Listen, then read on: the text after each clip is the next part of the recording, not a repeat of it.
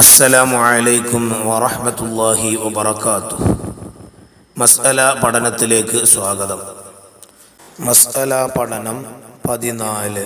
വുളൂഇലെ നിയ്യത്തുകൾ. വുളൂഇൻ്റെ ഒന്നാമത്തെ ഫർളാണ് നിയ്യത്ത് എന്ന് നമുക്കറിയാം.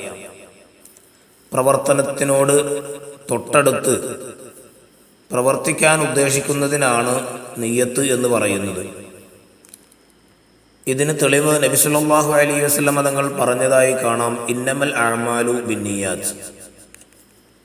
തീർച്ചയായും അമലുകൾ സ്വഹീഹാകുന്നത് നിയ്യത്തുകൾ കൊണ്ട് മാത്രമാണ്.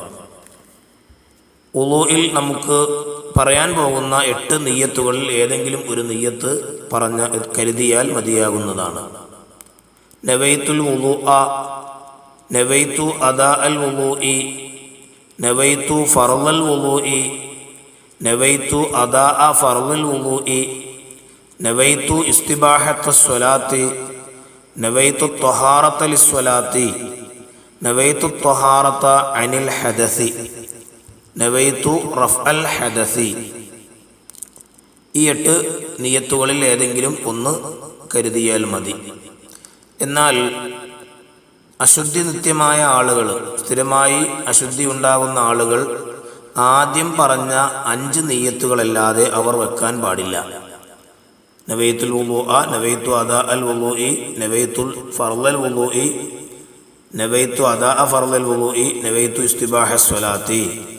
ഈ നിയ്യത്തുകളെ അവർക്ക് വെക്കാൻ പാടുള്ളൂ.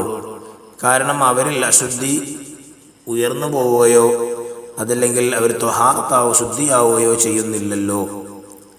ഇനി നിയ്യത്ത് ചെയ്യേണ്ടത് പ്രവർത്തനത്തിൻ്റെ ആദ്യ സമയത്താണ്, മുഖം കഴുകുന്നതിൻ്റെ ആദ്യ സമയത്താണ് വുളൂഇൽ നിയ്യത്ത് ചെയ്യേണ്ടത്. അസ്സലാമു അലൈക്കും വറഹ്മത്തുള്ളാഹി വബറകാതുഹു.